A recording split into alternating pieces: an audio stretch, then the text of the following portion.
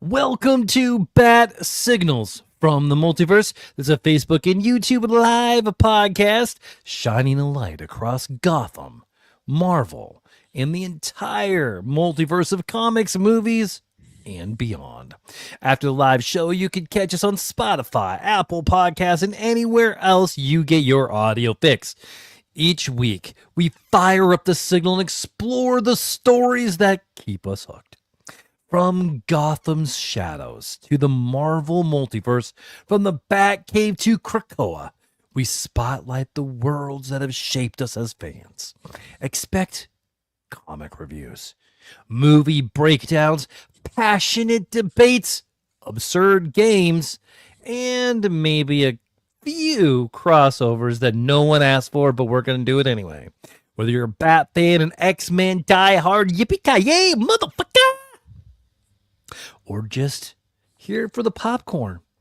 Bat Signals from the Multiverse is the place to be, and with me every week I have the hostess with the mostest.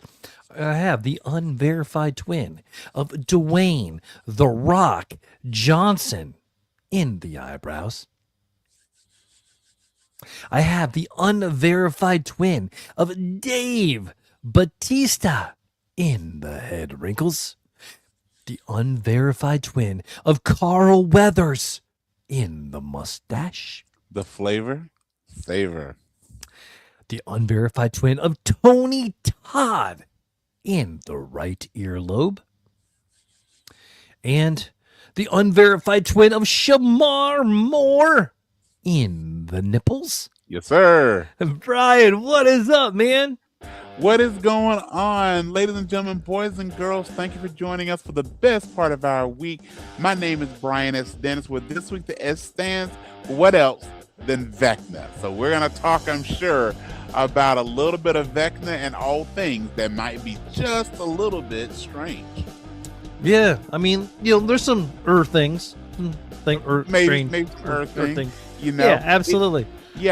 Yeah, so when we get to that, I've got a couple of thoughts that remind. Let's hit it with the finale, but man, how you doing, brother? I am doing good. It's been a little bit too long, but you know what? It is time every year. I think is this our 4th year doing best ofs? This is part of year 4. It is. Yeah. So this is our 4th year of doing our best of and worst of podcast. This is probably one of my favorite episodes that we do every year. Yeah, it always is fun because we talk about these things throughout the year, and then it never fails when I was getting my list together, and as always, Brad and I don't discuss our list. It was always kind of fun to see where we match up. Mm-hmm. But when I look back, it's like so many things dropped this year, and there are a few things that I wanted to watch that I didn't see, so I made a few notes, like, okay, I want to catch up on that, catch up on this.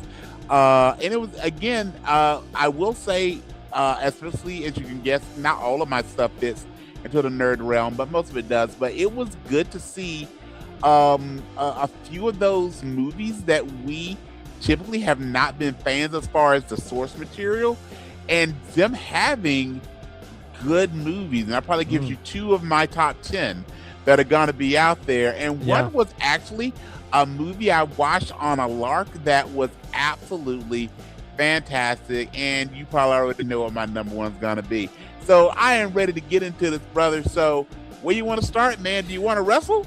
But I want to wrestle. There's some things we need to talk about, and especially with tomorrow's 1-year anniversary of Netflix. Yes. I think it's going to be a big show, and if the thing that happens, I am probably going to squeal like my 13-year-old. Okay, you're calling your shot. All right, so I'm just going to do a quick recap of last week's Raw and SmackDown, and also some things that we may be looking at too. Like to talk about with tomorrow. We record on Sunday evenings typically, with tomorrow being the first Monday of the new year. Again, Happy New Year, Happy 2020, Happy 2026. Words are hard to our fans out there, but also what may be happening on the 1-year anniversary of Raw being on Netflix. So looking at last week, we had a couple title changes, and you called this one, saying that what was next for Jey Uso was returned to being a part of the Usos tag team full-time. Now, I don't know how long full-time is going to last, but they did defeat AJ Styles and Dragon Lee for the World Tag Team titles on Raw. That basically moves Jimmy from SmackDown to Raw. He wasn't doing a whole lot on SmackDown to begin with. And they're now the tag team champions. I have a follow-up question with that, but it was really cool to see that. I don't know if we're done with the Jay solo stuff just yet. I think he's a really good singles, but it is cool to see the Usos win, I believe, their 9th tag team titles as a team. He has one additional. They did one with Cody Rhodes, but really good match. How do you feel about seeing the Usos, the ones, as they put them up? The ones are back, and they won it with the 1D, which I always wonder, does that mean is it 1/3 of as cool as when the Dudleys do it? So they call it the 3D. But what do you talk about the Usos winning the tag belts back? Man, I like it. Okay, so I do have a little hesitation here with the Usos and how serious of a tag moving forward that it's going to be. Sure. I was thinking if they were going to go all in on the Usos with everything, why didn't they give them new music? They're going in on Jay's music, which is it's just me, Us. Yep. Yeah. It is not just me. You know, absolutely. That is my one thing. Other than that, man, like I want the Usos to come in. I want them to break the tag record. I want them to hold it for a while. Well, they already have the current tag record, so they'd be breaking their own record, but I don't see them taking it. I think they're going to be a full-time tag team until WrestleMania, maybe SummerSlam. I personally think SummerSlam, we're going to see a break where we see, and again, if this was anyone other than Jay, given how popular Jay is as a single, I would go to moving towards a Jay Uso heel turn. I don't think that's happening, which makes you wonder why they're making some of the decisions, but I think they will hold the titles definitely until WrestleMania and possibly SummerSlam. And the reason I say WrestleMania is I think we are going to get the return of tables, ladders, and chairs. I think we get the Usos versus the New Day, and potentially I was thinking that it's got to be a third team. So who do you think is the third team? Hardy Boys. You think it's the Hardys? I think it's the Hardys. You cannot. It's going to be a generation tag match. It's going to be the Hardys, which is the greatest of all tag teams ever in the history of the WWE. Okay. I know you love some Hardys. Yep. I love me some Jeff Hardy. Yep. I don't know if I ever told. Did you tell her I met the man? Did you? Okay. I met the man way when I was in the military. Sure. They came to Spokane, where we're stationed at. It was just super cool. But anyway, Jeff Hardy, he's had a lot of problems with the substance abuses. Yes. He on TNA. TNA. Tobacco and some pills. Yep. So. Yep. It can happen. I mean, like, you can't do the greatest table, ladders, and chairs match without the Hardys. Can you imagine? 3 different timelines of tag. I mean, the Usos and the New Day are contemporary, but the New Day, but they've also been separate enough too. I think they work well.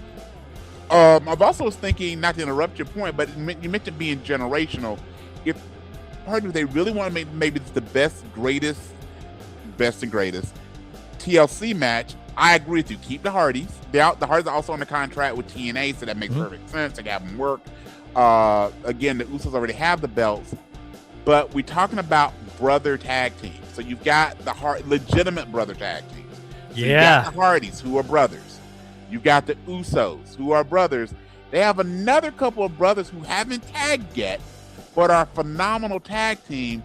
The Lucha Brothers. What if they put for the third team, instead of it being the New Day, have it be Penta and Rey Fenix, and that is 3 brother tag teams. All 3 can do incredible things in a match that has ladders, spots, all the thing, and that literally could be, and again, 3 also different generations and different types of wrestlers, and at that point, you could see it kind of being the handling. I mean, I really like Penta as a single. I know you're not a big Penta fan. Rey is not really doing much at all on SmackDown. You put them both on Raw, which is going to happen eventually, and think about it, the Lucha Brothers could be the Hardy Swan song at a WrestleMania. It could begin the turn or whatever they're doing with Jay. by having the Lucha Brothers or the Lucha Bros, typically how they're billed, win that match. I think that that would be a fantastic match for WrestleMania 42. You know what? I'm for that, even though because I know who's gonna win that match, and it's not gonna be the people I want. Yeah, it'll be the Lucha Bros. I mean, it would be them or the Hardys aren't gonna win that match. No, and again, I believe they have something more. I think Jay's future is as a singles. I don't know the timeline of Naomi giving birth, so will Jimmy be taking some time off for that? So if that match happens, and for a lot, and not to mention it also, that's how you great tag team in the Lucha Brothers. They decide to go that route. See, if they have those three in there, it 100% should be the Lucha Brothers, but it could seriously compete with any singles match they have on either night for the main event. And by the way, if they're gonna do that, that should either be the beginning or the end of the show. That should not be somewhere in the middle, because also you just don't want to have to follow that. Of course, or you want to have it where, you know what, we're gonna have, maybe an El Grande Americano match or something, and let the fans kind of. And I actually like El Grande Americano, but the guy's not winning a championship anytime soon. At least not on the WWE banner, maybe over in AAA. So put him on the card, but that could be that match that follows that. All right, next up, another title that changed hands, which to me made no sense, was Julia defeating Chelsea Green for the Women's United States title. Chelsea Green is fantastic. Not to mention, Julia hasn't really caught on, and this happens on NXT talent. It takes a little while to find their way, if ever, and she just hasn't resonated with the audience. They could have definitely held that off for maybe, I was thinking they gotta hold this maybe for like Alexa Bliss or someone to challenge. Julia is also a heel technically. But Chelsea Green is just so good. Is she great in the ring? No.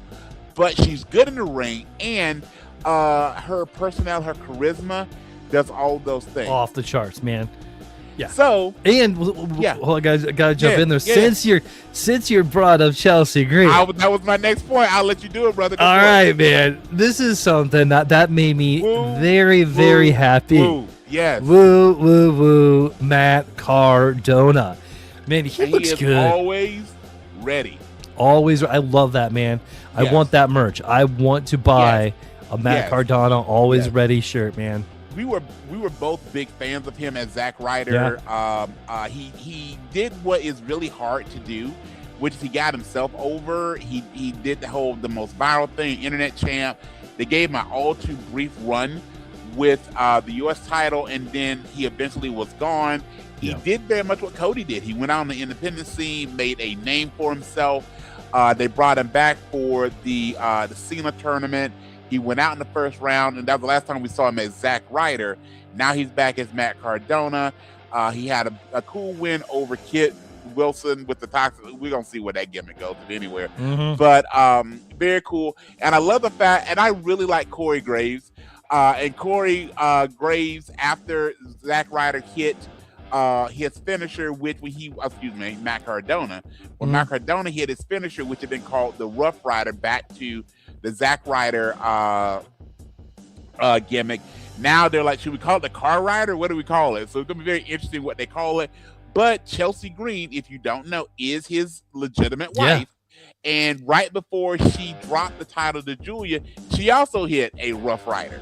So very cool to see him back, and we shall see. Seriously, on my notes, that was next up. We'll see what they do with him. And where that leads to him. I don't know why. I kind of want there to somehow be an interaction between him and LA Knight. I just feel that, especially. What about a tag? They could be a tag, but also they just had some type of match. They had them run into each other in the Rumble. Something like their physiques are very similar. They were two people that the fans got behind and really got them over. I just think it would just be a cool thing to do. All right. Next up, we have my final 2 points are really talk about matches we have in future. So really the next Raw and the next SmackDown. So I'm going to do the next SmackDown first, which will be in Berlin. And it is a 3 stages of hell match between Drew McIntyre and Cody Rhodes. If you're not a wrestling fan or not familiar with the 3 stages of hell, It is basically a 2 out of 3 falls match with a twist. With each fall, the stipulation on the match changes. So the first level of the match, or the first fall, would be contested under a straight up regular singles match. Match 2 will be a falls count anywhere, and then if there's a third, there will be a third. It is a steel cage match. So with that being said, do you foresee any way that Drew McIntyre beats Cody next Friday on SmackDown? No. Me either. No, I do think he will be the champ sometime in 2026. Okay. All right. But I don't think it's going to be this one. I don't think it's going to be it. I agree with you. I could see the title flow. And they've also given on SmackDown, the title has changed hands very seldom as opposed to Raw. So in the same time period, if you just go back to WrestleMania 40, we went from Cody to Cena back to Cody. That's it in almost 2 years. If you go to that same WrestleMania 40 weekend, it went from we'll start with Reigns to Cody, Cody to Cena, Cena back to Cody. So 3 wrestlers, 4 reigns. At that same time frame on Raw, it went from Seth Rollins to Drew McIntyre to Damian Priest to Gunther to Jey Uso to Gunther to CM Punk to Seth freaking Rollins to CM Punk. With that being said, to your point, I think Cody does not lose it, but I think what happens is whoever Cody loses to, which I think will be Orton, the way they're talking. Me too. I think Orton will get 15 that will time with Triple H, and I say Orton has a shorter title reign because Orton's wrestling almost like a part-time schedule now, which he's earned. Orton then loses it to Drew McIntyre. Then maybe McIntyre wins Money in the Bank, and he cashes in. But I agree with you. I don't see that. I think it will be a very brutal match. I think Cody's gonna bleed just like his dad. They will have some type of shenanigans or something. They might even write Drew off television for a little bit. But I agree that he's gonna retain. On the other side of it, and by the way, I'm a fan of long title reigns, but I think every now and then you have to intersperse a couple shorter ones just so people don't think, well, no one's gonna lose it for a year and I don't need to watch the product. The other side of it is going to be the world title being defended as we record on a Sunday tomorrow night on the 1-year anniversary of Raw being on Netflix, with CM Punk defending against Braun Breaker. Do you think there's a chance that Breaker defeats CM Punk for the title? I know you said you got some thoughts on what may go down on Raw. I'll just open the floor to you, man. What do you think is going to happen tomorrow? So, yes, I do. Because I think it would make so Jericho is being teased to come back. What if Jericho screws Punk out of the title? Okay. To start a feud between Jericho and Punk. Because let's remember, Punk said his goal for coming back to the WWE was really 2 goals. To be in the main event, he didn't say win, be in the main event of WrestleMania, which he did last year, and to hold the world title, which is now technically held it twice. Even though the first reign was like 5 minutes. That also would take him out of that picture, which again is fair. And Jericho, I mean, they've got a lot of AEW things they can really put underneath the water. And I don't think they ever, had a true rivalry in WWE. I mean, their ships never seemed to cross, at least for a sustained feud. Maybe they had a match, but I don't remember seeing a Jericho Punk match. That would do well. So let's say that happens. Let's just play out this. We're gonna fan cast WrestleMania 42 for a moment. So I've already said on my side, I think but they teased this for forever since Cody returned. But I already said on my side, I think that the SmackDown main event for their world title, men's world title, will be Cody versus Orton. If Breaker defeats Punk, let's play out your scenario, and Punk then will be in a feud with Jericho, so Punk will not be there for a rematch. regardless of how they get there, whether it's the Elimination Chamber or the Rumble, who does Breaker defend against? You think Seth is back by then? I think Seth is coming back. Okay, all right. I mean, I think maybe if they know Seth is coming back, sure, they can set that up because Braun took the vision from Seth. Sure, it would make sense. I mean, without a doubt, Seth Rollins' first feud when he comes back is gonna be not necessarily his first match, but his first real feud when he comes back will have to be a Braun Breaker. That is Wrestling 101. It's the only way that makes sense. I actually like the Vision Out of Theory has officially joined. I think that makes them a better stable overall. I said before, I think Logan Paul is going to be in and out. I don't know how long you're out with a shoulder injury. You know me, I'm a huge NFL fan. Mm-hmm. Seth was doing a lot of stuff for the NFL on the NFL Network until the last couple weeks, and he has been so because he was. By the way, he was really good. He was really good. So part of me, he's got a great voice and all those things. So I was thinking like he's very novel. Like if Seth Rollins ever wanted to do something outside of wrestling, a sports commentator, especially he's a huge Bears fan, but he knows a lot about the NFL. That actually would be a good, next act for him. But if he's able to be back and it'll have to be probably night 2 to give him as much time as possible to recuperate. It'll be really cool to see. And obviously, with that, I actually hope he doesn't win. If he comes back, if he's able to come, and he comes back when he's healthy. But if he is able to come back, I think it kind of reduces Breaker if Rollins wins immediately. Maybe he wins it long term, but I think if that's the match, Breaker should retain have it be with the help of the Vision. Yeah. But do that way. I remember, and then we'll move forward. I remember when Triple H was out with one of his quad injuries, and during that time, Chris Jericho became champion and had a decent run as champion. And then the first match we saw was Jericho versus Triple H when he came back, and Triple H won that match, and it just made Jericho's reign look like nothing because it was such a one-sided shocker for the game, especially back in the day.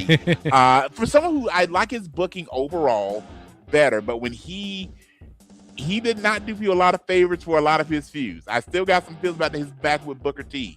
But all right, so let's call it again. So we both are thinking that the Usos are going to hold those titles to WrestleMania. We have to kind of, by the way, coming up to WrestleMania, we should really fan cast what we think. But so we've got the Usos in a triple threat TLC match against the Lucha Brothers and the Hardys. We've got the 3 Stages of Hell match with Cody retaining, but that leads to a feud with Orton at WrestleMania. And then we've got CM Punk losing to Braun Breaker, with Punk in a feud with Jericho, and Breaker having a match with Seth Rollins, if at all possible. So WWE, if you're listening, and we know you are, do me one favor. Your next run-in, your next mystery purse, your next surprise return, do not have them come out in that silly black hoodie. You've done it for like the last a bazillion surprises. It's been both members of the Usos. It's been Austin Theory. It's been everybody. It's been DDP. Yes, like let's just stop it. Okay, let's just stop it. All right, my friend. So that is our Wanna Wrestle Wrestling Roundup, my friend. All right, man. So it is time to move on to Totally Not Canon. And for today isn't Totally Not Canon, what we're just going to talk about our best and worst of 2025. No, I went and saw 42 movies in the theater last year. Yes. Throughout 2025. I did not see 42 movies in the theater. I saw a fair bit, but I did not see 42. All right. Yeah, it helps when it's for free. Yes, sir. I imagine so. Yeah. I got 10. I have 10 honorable mentions. And then I have a top 10. So, do you want to go first? You want me to go first? I'll go first. Are we doing best or Let's do best, and then we'll just talk about the worst movies of the year. All right, cool. So, I just did my top 10. And again, these really lived in the world of fantasy and superheroes and all the things, because that's what our pod is about. But I saw quite a few movies that didn't live in this world that I absolutely love. But I'm going to start off with my number 10, with actually a movie I saw by accident. And what I mean by accident is that I went to a mystery movie and did not know what the movie was going to be. And I saw this movie and it was fantastic, having not known that this was the sequel because it didn't say what the name of it was till the movie was over. So it was Sisu 2 or Sisu 2 Road to Revenge. Yeah. It was, for anyone that's not seen it, let me give it a stats of it. It has one word in the plot, which is revenge. Yeah. It is graphic, gory, entirely violent. The primary character legitimately does not say one word the entire movie. It has it has moments that make the speed bus jump look like, oh yeah, that makes perfect sense.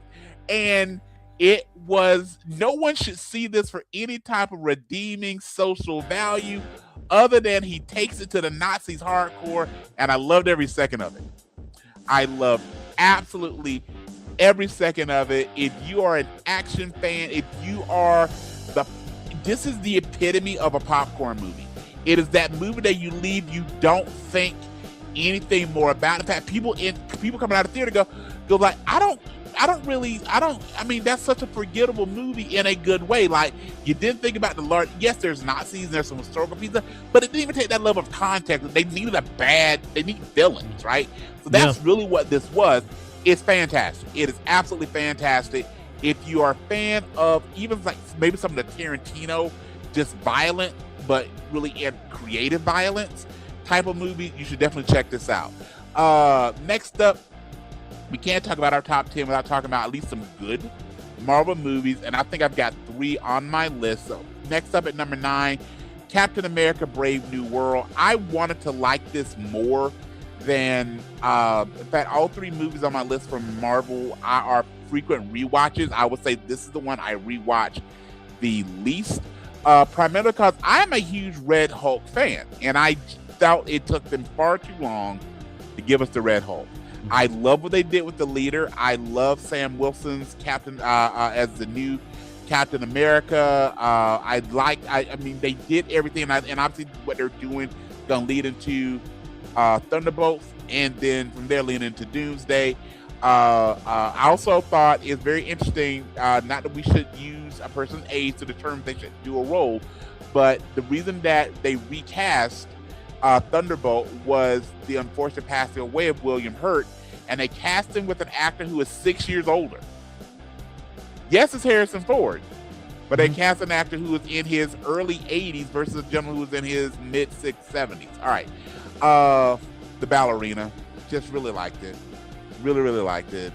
It didn't do as well as I know people had hoped, but I thought, and it gave us just enough John Wick to make it in the Wick continuum. Fantastic Four: First Steps is my number 7.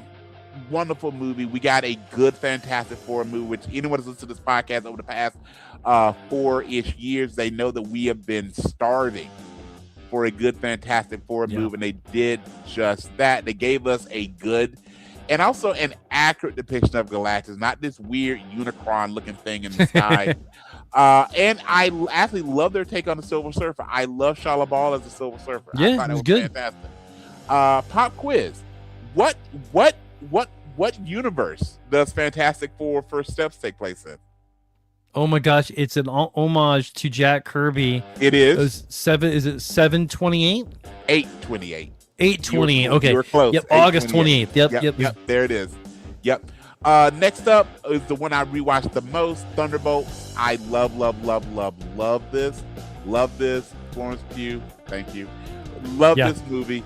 I actually think if we look at those team up movies, I think this is better than I probably put this better than Avengers Ultron. It was great, and it gave us a big bad that wasn't stereotypical.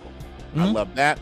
And then the other one, if I said we're going to talk about movies that we wanted a good one, again, anyone who listens to this podcast knows that there's one superhero that we have a hard time getting on board with, is Superman. Yeah. They gave us not only did they give us a really good Superman movie, I cannot wait for Woman of Tomorrow. Right. I cannot wait for Woman. Have you read it? Have you read it yet? Oh God, I have not, but I will. Okay. I will get it ready. We're going to do a super deep dive into Woman of Tomorrow. I think we're going to Okay. take some good time.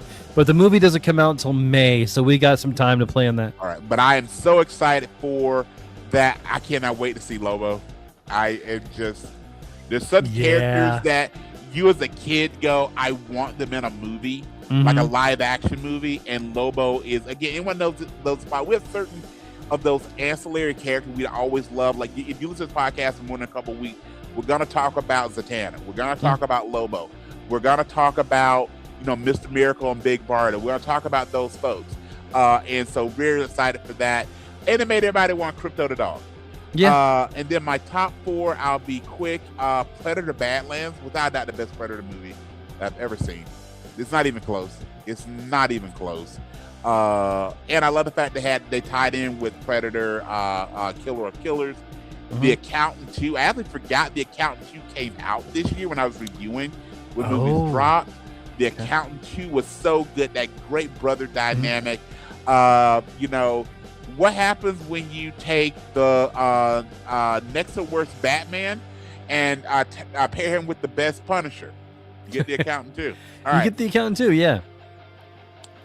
Technically, this was a movie that was dropped on Netflix, but it was so good. It was gonna be one of my top 2, so I had to drop it here. Frankenstein. Frankenstein was amazing. And then Brad, I'm not even gonna say my number 1 because you know what it is. What is my number 1 movie? Sinners. Absolutely. Sinners. I bought it at 12:01 a.m. the day it dropped. I have watched it. I cannot tell you how many times. Not only have I watched it, the soundtrack is on repeat on my phone. Nice. At least, I can't tell you how many times a week. I just will listen to that soundtrack. It is just as a movie, it is fantastic. Given the subject matter and the way that they approached it, and give Michael B. If this man does not get an Oscar nod for playing Smoke and Stack, on a quicker aside, with Haley Stanfield's portrayal, whether you're a football fan or not, I got to give it up to Josh Allen. You are a very, very lucky man. Okay. And you're a secure man. If someone told me, Bradley, if someone said, hey, we're going to cast your wife, this is such mansplaining. Hey, we're going to cast your wife in a movie, but it's requires her to do a love scene with Michael B. Jordan. You signing up for that, bruh? No. Yeah. No. Yeah. Because she's not going to be my wife. Nope. Yeah. I mean, like, hey, no, I want to keep my wife my wife. I would do a love scene with Michael B. Jordan first. Like, I'll do it. I'll do it. I'll do it, sir. Okay. All right. So that is my top 10. I'll just say real quick because I had a lot of tangents. Season 2, Road to Revenge, Captain America: Brave New World, The Ballerina, Fantastic Four: First Step, Thunderbolts, aka the New Avengers, Superman, Predator, Badlands, The Accountant 2, Frankenstein, not Frankenstein, and my number 1 is Sinners. What about you, my friend? All right, man. So we have in our top 10, 1, 2, 3, 4, 5 that overlap. And then including my honorable mentions, we have 6. Okay. That overlap. Okay. So I'm going to start. I'm just going to go, I'm just going to go 20 down. All right. So we're going to start Minecraft. Minecraft is, I was looking, when I'm making my list, I'm thinking, like, what are movies that it felt like did something to me? May not be the greatest movie that came out, but just something I really enjoyed. And you know what? Minecraft did that for me. Okay. 19 is our first crossover is Ballerina. You cannot watch that movie without a nice big old smile on your face. Absolutely. And next is a movie that came out, and you can't go through it without laughing your ass off. Yes, this is The Naked Gun. After this, so this movie was taken by The Naked Gun. You know what about The Naked Gun? I loved it, actually. All right. Enough of that. I love it. So next, I have a movie. I just really connected with it. Didn't do very good in the box office, but I had a great time with it because I kind of felt like it was speaking to me. A Big, Bold, Beautiful Journey. I'm not sure if I'm familiar with that. What was that one about? So it was the main two characters are kind of put together, and they have to go on this journey through almost like they got to go into the doors of their own past to try Okay. to figure out their future Oh, okay. and what it means together. And I'm sure it's probably streaming right now. Okay. It's a great movie. It's one of those movies. I'm gonna put this in my big fish category. It's a movie that I did not know anything about, and I watched, and I'm like, you know what? I could watch that again, and I'm gonna get something else out of it. Okay. Big Fish is one of my perfect movies. I love that movie so much. Love Big Fish. Ewan McGregor in Big, like Tim. It is probably, I can't say it's my favorite Tim Burton movie because he did Batman '89, but anyway, a big, bold, beautiful journey. Number 16. You know, sometimes you can't leave things a chance, and sometimes it's all about fate. And Final Destination Bloodlines. Oh yes. They were able to that is a spin on miss it on my part. Yes. Yeah, and do something new with it as well. And I thought it was great. 15. This And was it a movie. also was, if I can interrupt just a second, Yeah, go ahead. Also, it kind of went. So Final Destination and Saw have this in common. After a while, you stop caring about the people, and you just want to see the creative way someone's gonna die. Right? Yeah. What they were able to come back to with Bloodlines was really what you kind of got away from after the second Final Destination. Also coincides when you lost Ali Larder. Yeah. Okay. Hey, but she's on Landman now, and you know what? I'm Yeah, okay with that. I'm well aware. I've never Yeah. wanted to figure out how to work an oil. Never mind. I'll stop. Anyway, but with Bloodlines, It they goes actually- up, down, up, down, up, down. Yes. Okay. I could not be one of his roommates. I was like, I gotta leave. I just gotta leave. I'm gonna get sued. I'm gonna go to jail. Which is coincident with the lawyer. I gotta go. All right. Anyway, but Bloodlines made you care about the characters, at least a few of them, which was great. Which was the whole point of it. Was, yes, we know what's happening. It also was a great send off for Tony Todd, but the right send off for Tony Todd, all those things. But really, again, that's hard to do when the special effects become the star, is just really have you care about the characters, and it did that really, really well. So good call out for Bloodlines. Absolutely. Next, I have a movie that it had Josh Hartnett in it, and sometimes Josh Hartnett is making a comeback here, and it's called Fight or Flight. It's a beat 'em up. It's on a plane. To me, it was like almost filling that the beekeeper itch for me. Yes. Didn't take it all the way, but we got we got in my top 20. Okay. Now next, here's the by most. the way, since you mentioned Big Fish, I was going to say earlier. Do you know Big Fish was the first movie that Miley Cyrus was in? What? Yes.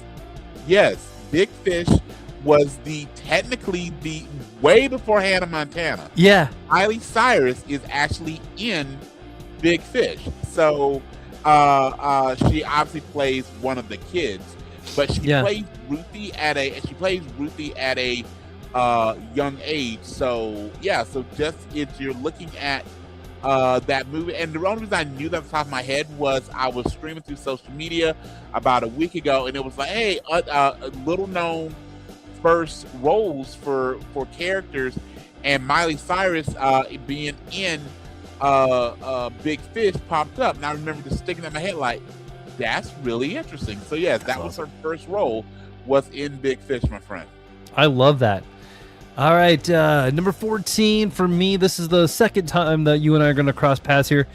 Fantastic Four. Yes, sir. You know what? I had a hard time buying. I still do. Buying Pedro Pascal as Mr. Fantastic. Okay. Maybe it's the mustache. Maybe, I don't know. But good movie. I love Invisible Woman in it. I love Johnny. I love the Taking the Invisible Woman, and I love them including all the things. But yeah, I would say, and not to interrupt you again, but I just did it. I would say, and it's hard to say for Pedro Pascal, he was the least compelling member of the Fantastic Four. I mean, I mean, don't get me wrong, he didn't do anything bad, but you're right. No. Part of it was, again, given how you and I have read the comics and even with some of the earlier movies, he just didn't seem. I mean, you know, I would take him over Miles Teller, but it was like he just anything we saw with Doctor Strange in the Multiverse of Madness or John Krakowski as Mr. Fantastic. I personally wish they would have kept with that, but they didn't. That's okay. But yeah, I agree with you that Pedro Pascal as Mr. Fantastic. I actually bought him as Reed Richards. I didn't buy him as Mr. Fantastic, which is well, and you know what? They didn't really do a lot of stretchy things. No. On and there, that's so I saw something years ago that talked about one of the hardest powers to do in cinema, if it's not animated, is for you to have stretching ability. It's that it's just very hard to, number one, do from a technology standpoint. It's also hard to integrate that into like action scenes. That's why it works better in comics, because all you gotta do is show someone like stretched out, a big fist, but it's very hard to make that work in an action type of situation. Flames, force fields, strength, that makes smashing things make a lot more sense. So that's probably why they relate heavily on him, the nerd part of Reed Richards versus the superhero. All right. Love it. Next, I got Jurassic World. I knew it was going to be on your list. Yeah, so I find myself, I was trying to figure out where I was going to put it. Okay. But I found myself, I've watched it like 3 times. Okay. And I don't think I really love the movie. Sure. But when I can't find anything on, I'm going to Jurassic World. So I'm like, all right, that's fair. Fine. That's fair. So it definitely deserves a place on my list. Next is 28 Years Later. Yes. Good movie. So good. The sequel to that comes out in a couple of weeks, called The Bone Temple. Yes. And I have not seen a trailer for it. I can't wait to watch the movie. It's going to be amazing. Yep. I have seen a trailer. Based on the trailer, it looks like a good watch. It looks like good. A good watch. I did hear that they gave Matumbo a loincloth to wear. So, I mean, you know, hey. And to round up number 11, a movie that just came out, Avatar: Fire and Ash. It's my least favorite of the Avatars. Okay. But the effects are so good. And yes, there's plot holes in there, but you know what? I did have a good time. I'm going to watch it again, and for that, you're going to get to number 11. Okay. Just because of the spectacle that you are. Fair. Number 10, you have it. I got it. My second Marvel movie on the list, Thunderbolts, New Avengers. Yes. Man, this was great. I mean, out of the 3, I've watched this movie more than the other 2. Okay. Yeah, same. I love Sentry. I love what they did with Sentry. Yes. You know, and I like that they actually finally took a super overpowered character and they made it like defeatable. I mean, almost. Right. You know, they gave them that emotional baggage that they need. Right. That's the hard part when you have like Superman, Icon. You know, there's Blue Marvel. There's a lot of characters that are, you know, Quasar. They're basically gods. Yeah. And you know, and how do you make that somewhat relatable? That was kind of my concern. How are they going to do that when the MCU first started? How I heard they were going to integrate Thor and the Asgardians. Marvel did a good job of effectively doing that, and they did a really good job here with Sentry. And he's an interesting, and I think that's the big deal why I've rewatched as well, is that they did kind of the opposite of the Avengers. Yeah. They picked really powerful people and figure out how to make them interesting. They let this with interesting characters and figured out how to make them powerful. So, I mean, you can argue the most powerful member of the Thunderbolts or the New Avengers is Ghost, who is also, honestly, if you watch the movie, the most easily defeatable. Yeah. Of them, you know, and I love the fact you've got 3 super soldiers on the team and a Black Widow. So this is really the most human of the teams, and I love that it wasn't Bucky focused, and that was my concern. Well, I won't say my concern. That's what I thought I was going to get, was a heavy Bucky movie. Yeah. and it wasn't. It really was not. It obviously was Florence Pugh and Red Gar. And let's give it to David Harbour. Oh man, he's having a good year. He's having a very, very good year. All right, my friend, I'll let you hop to your next movie. All right, and next, here's another one that you and I have the same. Frankenstein, man. Yes. Oh my gosh, such a good movie on Netflix. I wish they would have released it in the theaters for 2 weeks. They would have made a shit ton of money. Yes. Also would have made it Oscar eligible as well. Man. Oh yeah, it can't be because it wasn't in the theater, so it can't get an Oscar. Correct. But so good. By the way, at this moment, I think they could just put Oscar Isaac and Pedro Pascal in every movie. I think they kind of already are. Yeah. And you're good. I agree. Yeah. You're good. Or Woody Harrelson. Yes. Because this next movie here was a movie that I really didn't know anything about. And it stars Woody Harrelson in it. And it's one of, this movie was so good. It's called Last Breath. It was a movie about deep sea diving where a guy, one of them is trapped hundreds of feet under the surface of the ocean, and they got to wait for a storm to get through and before they can go to rescue him, and he's without air for something like ungodly amount of time where he should have died but ends up living, and it is just intenseful. And dude, definitely watch the movie. It's so good. Good. Got you. Number 7 is another movie that I just watched. I didn't think I was going to like it as much, but this movie, you know when you watch a movie and you're like, I got it. Yep. You can't fool me. Yeah. And then they're like, fooled you. And I'm like, damn it. The Housemaid.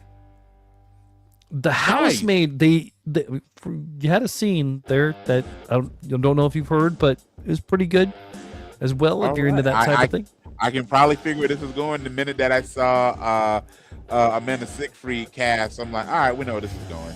Yep. So yeah. Which, hey, good for them. And Housemaid is on my to-watch list. That as well as Sing Song Blue is on my to-watch list. I just haven't gotten to the theater to catch either one of them. Man, we have had so many issues with Sing Song Blue. I mean, and not from the movie. Okay. From getting the movie and getting the content to ingest into the actual projector, the server, whatnot. It keeps man. There's been so many problems. Okay. I think it's all fixed now. I don't know. Adamantium claws aren't fitting, and so all right. Snicked. Yeah. Next is this is one that Wait, did you just do the sound from the comments of snick? Did you? Yep. Okay. Snick. All right. Okay. That's when you just hit my nerd little yes. All right.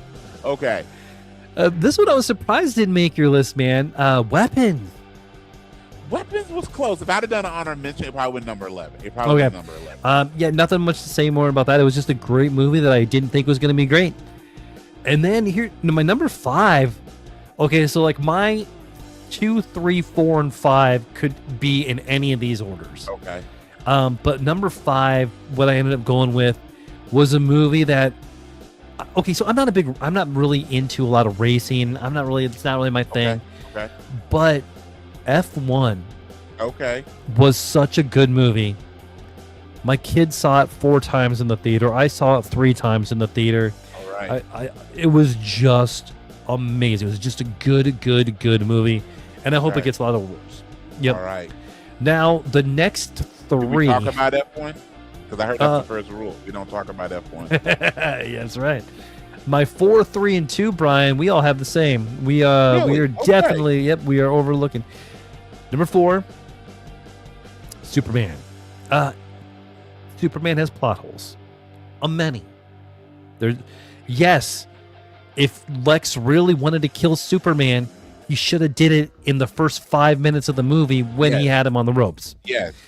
Yes, Superman, after he gets blasted by the sun and is flying by, however, he did not hear the one person that's probably closest to the Fortress of Solitude going to break in. Nothing? Okay. All right. Yeah. Cool. I get it. But we got so much in this movie. we got probably one of the best Lois Lanes, dare I say the best Lois Lane, and Rachel Brosnahan. She definitely, I think she, all respect to Margot Kidder, Yeah. I think she was the best Lois Lane. Absolutely. You know what? I think I agree with you there. We got Mr. Terrific. You The know Justice how I feel Gang. about Mr. Terrific, and to see him on the big screen has And done justice. And done so well. Yeah. Done so well. And I really thought it was, because probably because he's the voice actor, I really always think Nathan Fillion as Hal Jordan. Yeah. But somebody, him and that Guy Gardner bowl cut, and just play maybe a younger Nathan Fillion but as he's gotten older, and I mean this is all due respect, he isn't like the chiseled dude from Firefly.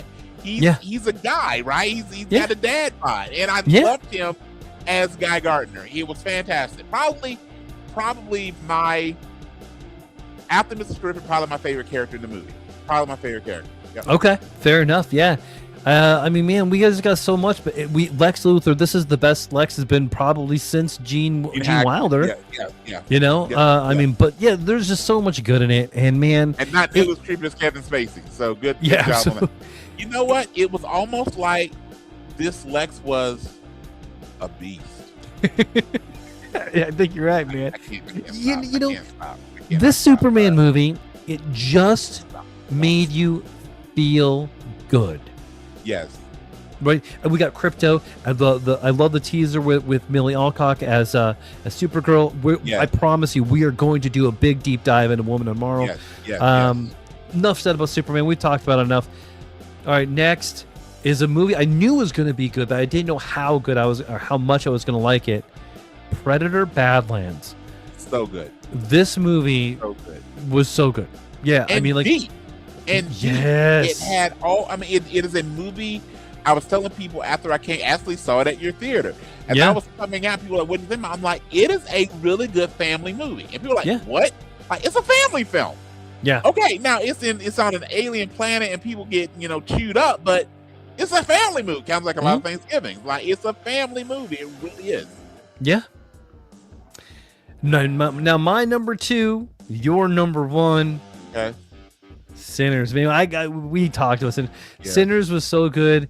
It kind of came out of nowhere, really, but like, you know, when you are able to truly make an original movie, and when you are gonna have when you can have in that movie, you can have a scene that anybody that walks into it will never forget. That music scene, you know what I'm talking about. It is just it is a perfect scene. It gave me chills in the theater. It gave me chills in the theater. It was so beautifully done. I would probably say Sinners will go down as one of the most perfect horror movies. Absolutely. Ryan Coogler, you don't miss. I mean, when you look at his body of work, Ryan Coogler is a fantastic director. And there's a reason why he collaborates with Michael B. Jordan so often, because they make magic together. So that's very, very cool. All right, and then we're gonna have a cameo here in a second, but we're gonna do my number 1. Brian, do you know what my number 1 is? Do you got any guesses what my number 1 movie is? I feel like you discussed this, but I am drawing a blank. I'm a bad man. What is your number 1? Now you see me. Oh, now you don't. Yes, sir. Now you don't. That's my favorite. I'm a magician. I love doing magic. I love these movies. This is a great movie. I can't say anything better about it. I love it. Have you watched it yet? I have not, but I'm definitely going to, because I had seen, and I try not to listen to critics because I always look at what the audience scores are, because critics look at it with a critical eye. They kind of go and not want to watch things. But you give it such high praise, it definitely is going to be a watch. I like the first 2, I really do. So I will definitely check out Now You See Me, Now You Don't. All right, kid. Hey, Leia, do you want to talk about your favorite movies of the year with Brian for a minute? Yep. Hey, Princess Leia, did you have a favorite movie of the year that you went and saw, watched at home even? But what's your favorite movie of the year? I don't know if I have one. because there were so many. What are some of the ones you really like then? You don't got to pick a favorite. Give me a couple that you really like. I loved The Housemaid. I loved Okay. what are some others then? Oh, I loved Final Destination. Yes, so good. Okay. Ooh, Hard Eyes was really good. Hard Eyes, yes, very good movie. Novocaine. No, I did actually love Snow White. did you like Snow White? I did. You're like only one of like 2 people that like Snow White. Nice job. Ballerina. Ballerina, excellent, Yeah. excellent. Yep. One movie I hated was Naked Gun. Wow, I can see the tear forming your dad's eyes right now. And then Right now. Because Naked Gun is stupid boy humor. That's why me and your dad like it, but it's stupid boy humor. So that just means you're smarter than us. That's fair. That's completely and fair. then Wicked, and did I already say The Housemaid? Mhm. Yeah. So did you F1 like was Wicked for really Good? too. Did you like Wicked for Wicked Good? for Good was amazing. Okay. All right. Very cool. Yeah, Superman was too. All right. Fantastic. Well, Really, happy really was. Happy New Year. Thank you. Happy Yeah, New let me get a hug Year. bye-bye. Want to tell Brian bye bye? Well, I also got stuff for Christmas too, you know. Oh. What did you get for Christmas that you really liked? I got a Chromebook. And I got Nice. Raycon earbuds. Nice. Gave Those that are all much cool. attention. Those are all really cool gifts. I'm excited. All right. Let me get a hug bye-bye, Princess Leia. Bye bye. Hug bye-bye, Princess.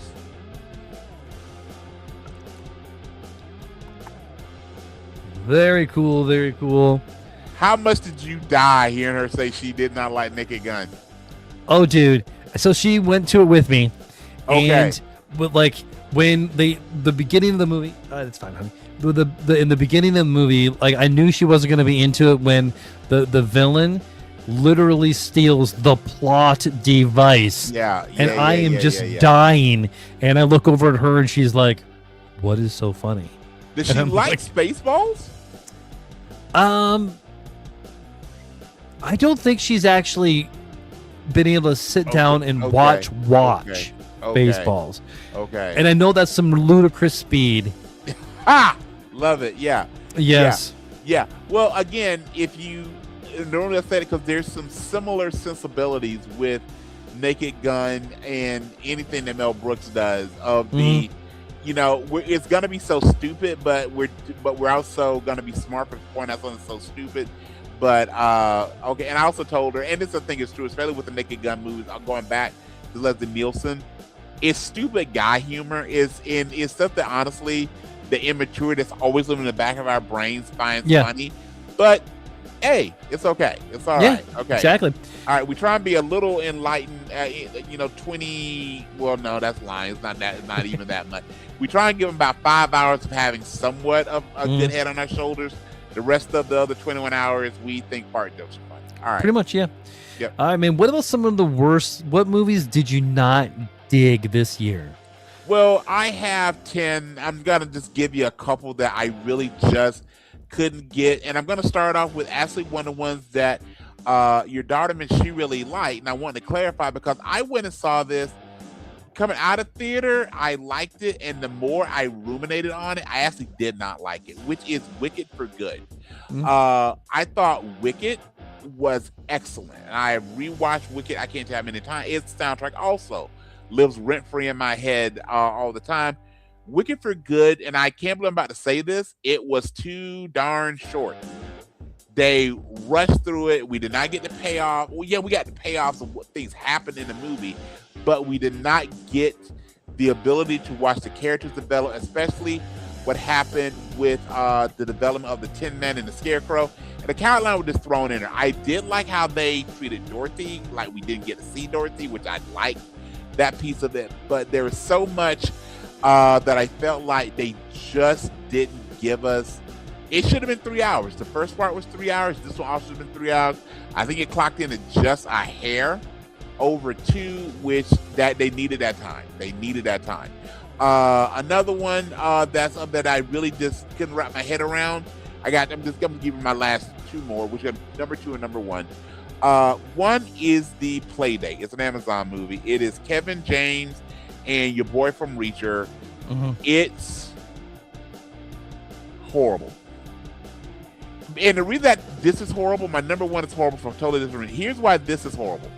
It could have been really, really good. Like, there are moments, and there's no surprises. We know what like, by the time 10 minutes into the movie, you know what the big reveal is gonna be, and that's fine. You know, this isn't Citizen Kane. This isn't M. Night Shyamalan. This isn't that we're supposed to like, what is the higher person meaning of that? It's fine to have a paint-by-numbers movie, but they delved into screwball a little too much. And there were points of this is, if I can be clear with this, the reason that it figured number 2 for me was I saw the potential of it being better. And the fact that they didn't do it made me like it less. That's very similar with Wicked for Good. There are so many things in there that should have been good that they just didn't take the time to pull them out to fruition. It made me like the movies, both of them, less over time.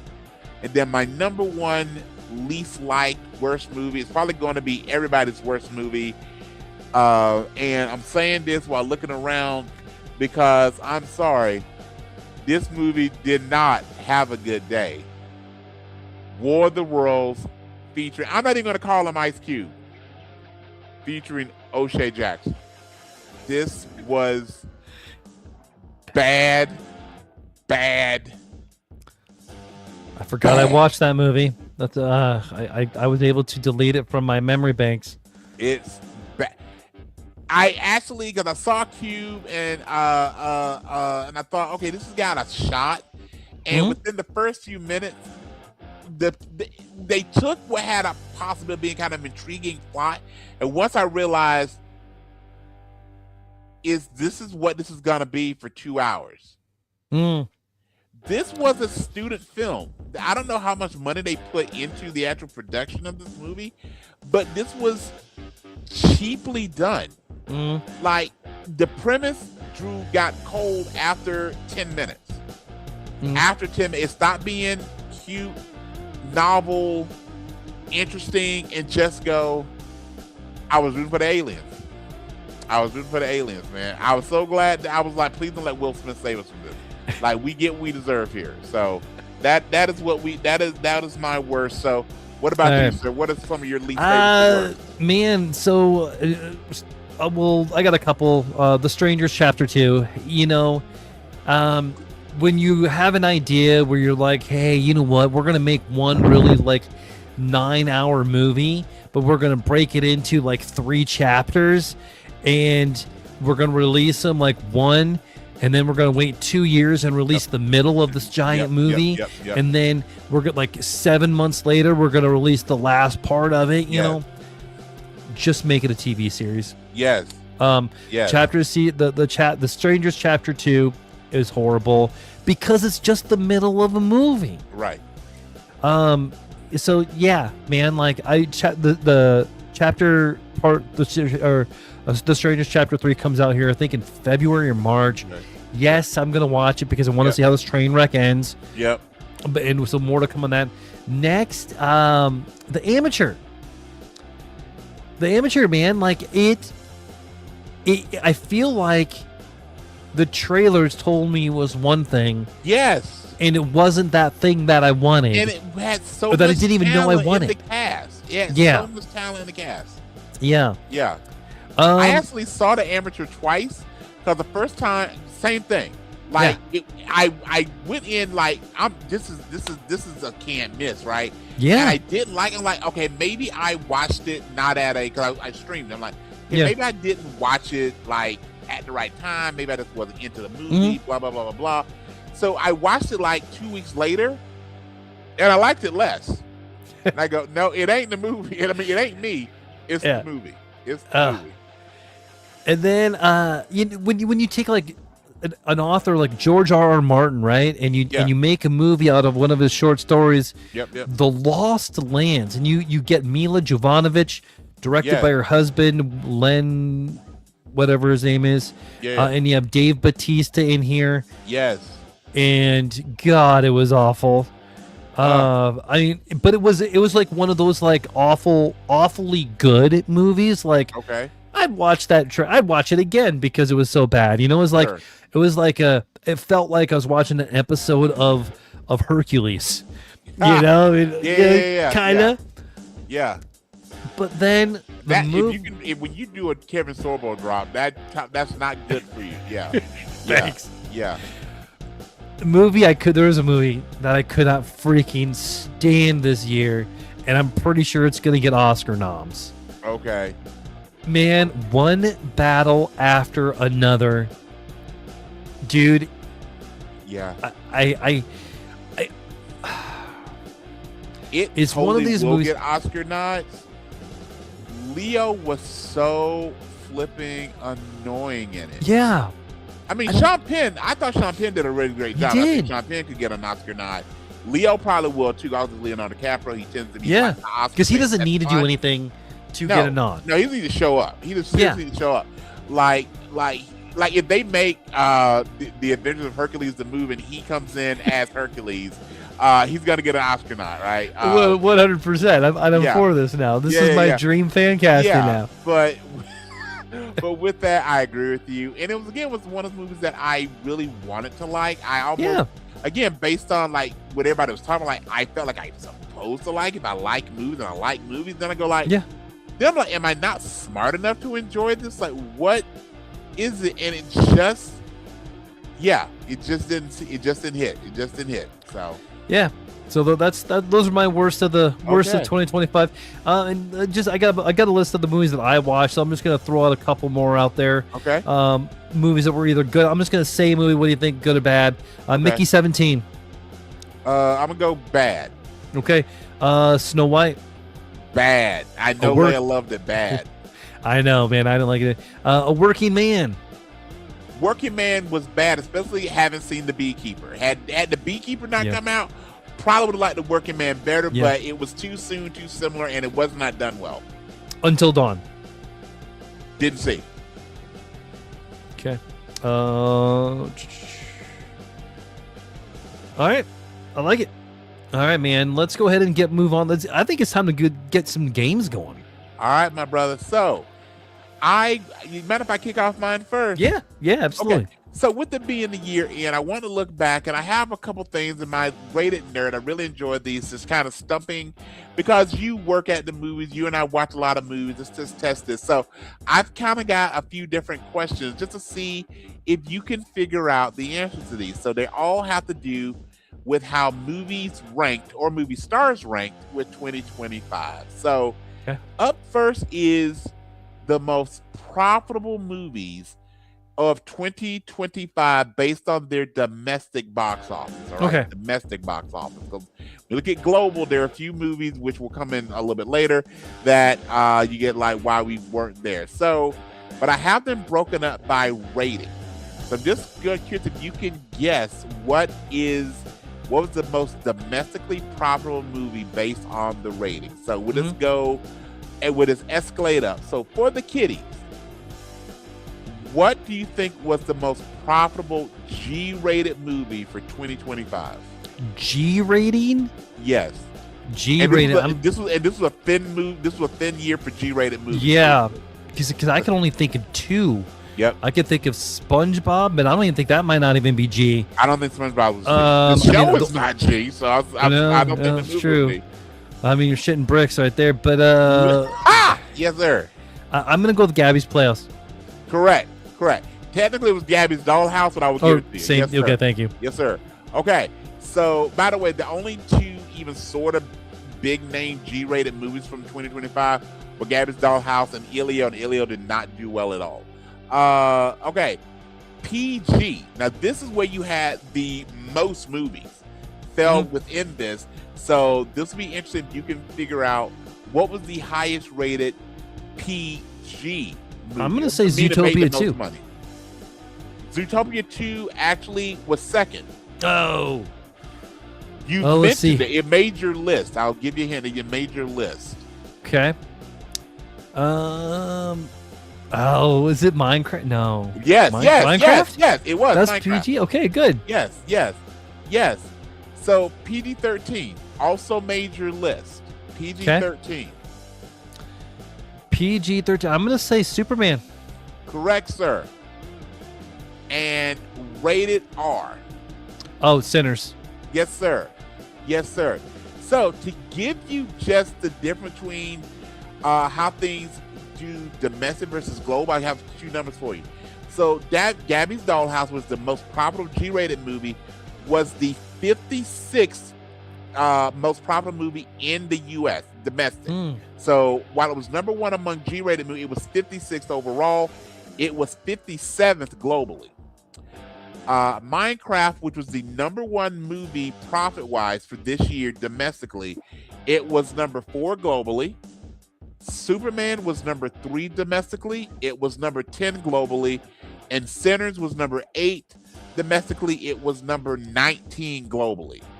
And that's some good numbers for an R-rated movie. It is. So I mean, with that being said, do you know what is the number one movie globally for 2025? Globally? Yes, F1. and I'll give you a hint, it is not a U.S. movie. Was it Nizi? Niza 2, yes. Yeah. Niza 2, yep. Yeah, have you watched it?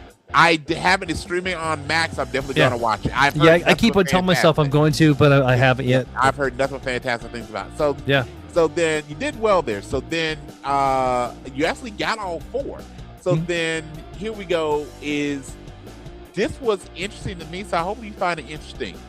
So I'm going to give you the list of the 10. Well, I'm going to ask you if you can figure out the 10 most bankable stars in 2025. Now, let me tell you how this metric is calculated. So they look at, regardless of whether the person was a star or an ancillary member of the cast, if the person was in the movie, excluding voiceovers only. So if they only did voices in the movie, they're not included. But basically, they looked at for bankable, they do a 3-year tally. So 2023, 2024, and 2025. There is a list of the most bankable stars in Hollywood right now, which means their movies gross the most domestically over the past 3. Just movies that they were in. They may or may not be the star. So I'm just curious if you can, how many of the top 10 you can figure out. So I pulled the top 10. I will tell you that we've mentioned we've actually mentioned 3 tonight, but 2 specifically we've mentioned a lot. Okay. So I'm going to put Tom Cruise on there. Especially not in the list. He's not in the list? Hang on, let me pull it up and I can tell you where Cruise. Let me give you something here. So let me pull up the list because I was shocked at this and I think this is interesting to look at. So where is he? He is 28. Tom Cruise was 28. Oh boy. Okay. Okay. I'm going to say Pedro Pascal is going to be on there. Pedro Pascal is number 8. And I'm going to say... Hang on, I'm going to give some more information. So his words, what contributed to his were The Wild Robot, Gladiator 2, and Fantastic Four: First Steps. Okay. I'm going to say Oscar Isaac. Not on the list. Not on the list? Let me see where Oscar, if I can find him quickly. Okay. I am in the... Unless I had to... I'm seeing some people on this list. I'm like, he had to be above them, but he's not in the top 10, not in the top 20, not in the top 30. I'm looking at the top 100. I don't think he did not make the top 100. Okay. Well, what about Jason Momoa? Jason Momoa comes in at number 3 based on the Minecraft movie, Fast X, and Aquaman: The Lost Kingdom. I'm gonna say Michael B. Jordan. Not in the top 10. See if I can find him quickly. He is 26. Okay, well, Keanu Reeves. Not in the top 10. Let's see where he's at. I'm telling you, you're gonna love the list because if I was doing this in yours, I would have made very similar guess as you, sir, and would have been wrong. Oh, Keanu Reeves barely made the top 100. He's 95. He is Jeez. 95. What is this? You know we're going to hell when Keanu Reeves Yeah. is not in the. Jeez. Okay. Well, we're holding in there. What about Hopper? David Harbour? David Harbour. No, but he is higher than Keanu. David Harbour, I just saw his name so I can find him again quickly. Okay. Not in the top 10, but he is, see here. Doo-doo-doo.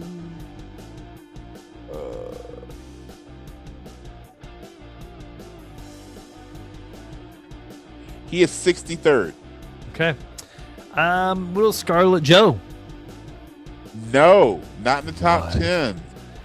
Oh man. Not in the top- Okay. She's 34, so you're trending up. You're trending up. All right. How about I'm you make one more for me, brother? I'll make one more. I gotta talk. Well, gosh, has he done anything besides what one movie?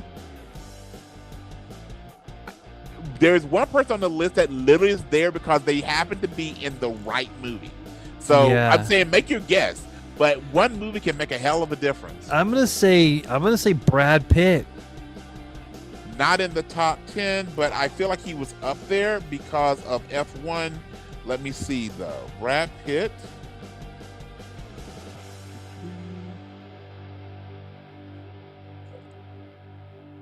By the way, Denzel was 37. Okay.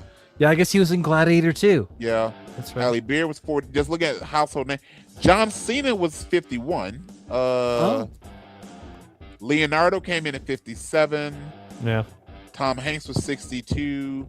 Fair. Hugh Jackman was 67. Snicked. Who am I looking for again? I've given you so many names. Now I've forgotten who I'm looking for. Me too. Oh, Brad Pitt. Brad Pitt. Brad Pitt. Pitt, I don't see him in the top 100.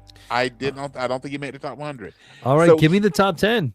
All right, so starting in number 10, which is proof that you got to be in the right movie. Ariana Greenblatt. Do you even know who that is?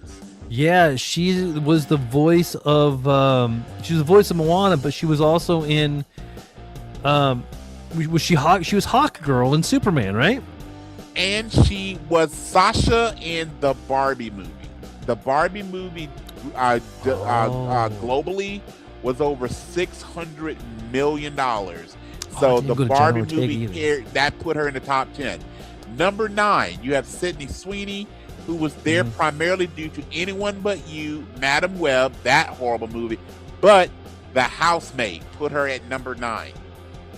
Number 8, where I talked about Pedro Pascal, The Wild Robot, Gladiator 2, and Fantastic Four: First Steps. With the next ones, you're going to hear a lot of themes because a lot of these people were in movies together. Number 7, one of the ones so Pedro Pascal we had mentioned. The other one we mentioned a lot was Dave Bautista off of Gladiators, Guardians of the Galaxy Volume 3 and Dune Part 2. Patrick Wilson, Insidious Red 4, Aquaman The Lost Kingdom, and The Conjuring Last Rites. Paul Rudd is in number 5 for Quantumania and Ghostbusters Frozen Empire. And now Anaconda. Joseph Quinn, number 4. Yeah. The Quiet Place Day 1, Gladiator 2, Fantastic Four: First Steps. Fantastic Four: First Step and Dune 2 did a lot of money internationally.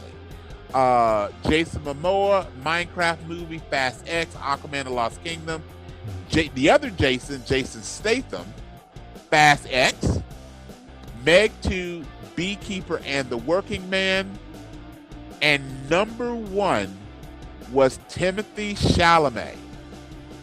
Wonka, Dune Part 2, Complete Unknown, and Marty Supreme. Which I didn't like. I thought, it was good. I've heard very mixed thing about, again, a movie that's going to get a lot of Oscar now because people really love Timothy Chalamet, but I've heard very mixed bag about Marty Supreme. So Marty Supreme, like, for me, it didn't feel like he didn't like he was this almost the same character at the beginning, at the end, then at the end. But anyway, that's a conversation for another time. All right, brother. All right, man. It's time for my game for you. This is something a little bit different here. Yes, sir. I love them. All right, So, let's do it. I love the different games. So what we're gonna do is I'm going to say a movie, Okay. and I want you to try to name all of the Marvel characters that played in the movie. This might be up my alley, brother. Okay. All right. Okay. We are gonna start with I'm gonna say that one for last because we watched a movie last night that was the inspiration of this movie, because like every 3 seconds, it's a movie I've seen several times, but it was every 3 seconds like, holy shit, another Marvel character. Okay. All right, we're gonna start with Oppenheimer from 2023. How many Marvel actors were in it, and can you name them? Okay, so Marvel actors specifically, correct? Yep. Okay. Just Marvel. We're gonna stick with Marvel, Fox, Marvel movies. We'll say just the Marvel multiverse. Okay. So obviously Robert Downey Jr., Tony Stark, aka Doctor Doom, Matt Damon, as he plays the fake Loki in Ragnarok. Okay, I'm gonna give you that one. I didn't write that one down because it's uncredited, but you know what? I'll give that to you. Is in it. She's Black Widow. I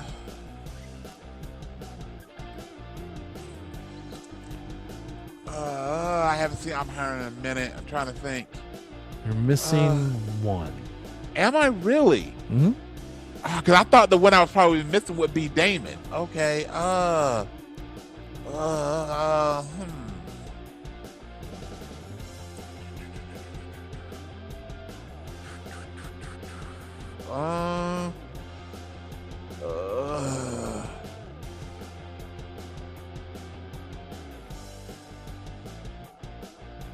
I'm drawing a blank. Who did I miss? Benedict Cumberbatch. How do I miss? Oh my god! You missed the Doctor Strange. All right, so how on earth did I do that? Wow. Okay. 1, 2, 4. You got 4 Marvel actors in Oppenheimer. Okay. Next, we're gonna go back to one of my all-time favorite movies. Okay. From 2006. We're gonna say The Prestige. This is going to be hard because, again, The Prestige I haven't seen in a hot minute, and my head goes to, apparently you got a Christopher Nolan kick going. My head goes to DC because of Kristen Bell. Yes. But, yeah. Okay. Oh, okay. I got it. Okay. So Scarlett Johansson. Yeah. Hugh Jackman, right? Yeah. Is there anybody else? Or do you want to lock that in on 2? Hang on, let me think.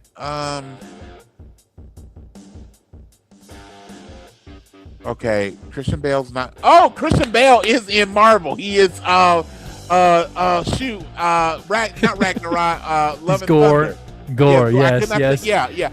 Again, I have my bat blinders on. Okay. Good job. Yes, three Marvel actors in The Prestige. Okay, next from 2008, we're gonna go away from the Christopher Nolan movies. We're gonna say The Hurt Locker. Great movie. Yes. Great movie.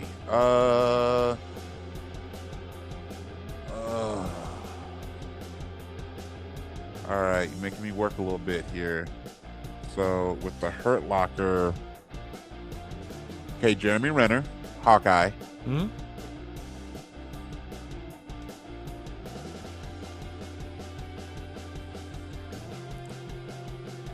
Oh shoot! Now, okay, so I have a character. I have her in my head, but I'm not sure if she's was in any Marvel movies. So hang on, let me think. Yeah, okay. Shoot, I can see her. She's in, and she plays the Wasp, in Evangeline Lilly. Oh, okay. That one I did not get. There's one more. Oh well, Anthony Mackie. Yeah, there you go. Okay. All right. And last, and was the inspiration for the show. So Leia and Anna are both really, really into watching historical movies right now, and I'm all for it. So earlier in the week we watched. This isn't historical, but Benny and June is one of my all-time favorite movie. Yeah, love that great movie. soundtrack on top of that. Yeah. Yes, I want to be 500 miles. You know. Yes, sir. But anyway, so we brought in the new year watching Pearl Harbor. Oh, okay. And then we watched last night. We were watching 12 Years a Slave. Oh, and beautiful movie. It is a tough watch, but a beautiful movie. Yeah. Animated halfway through, and she's like, "I gotta go to bed." Yep. It's a heavy flick. Yep. Yeah. But again, like every time you watch it, you realize why it won so many Oscars. It's like perfect. It's a great, probably I would say a perfect movie. I would say a perfect movie. Yes. Okay, but every time I turned around, there was somebody from Marvel in there. And yes, Brian, sir. I know, because I've seen it. Can you name? And yet, the minute that you started talking, I'm like, it's got to be 12 Years as a Slave. All right. So we got to start with the star, and I believe he also won an Oscar. And I take great pride in pronouncing his name correctly, Chiwetel Ejiofor. And by the way, do you know the first movie that I saw Chiwetel Ejiofor in? Red Belt? No, Love Actually. Really? Yes, he is the fiance and very quickly husband of not Natalie Portman from Pirates of the Caribbean. Now I'm blanking on her name. Keira Knightley. Yes. Okay. So Chiwetel Ejiofor. Now that they are officially in the MCU, I'm playing Michael Fassbender as Magneto. Benedict Cumberbatch. I will not forget him this time. Okay, let me think. I feel like there's got to be. Oh, Lupita is in it. So, yep. And oh shoot, because now I see people, and I'm trying to think of if they were in anything in Marvel, if they had any like smaller roles in Marvel. Let me think a little bit here.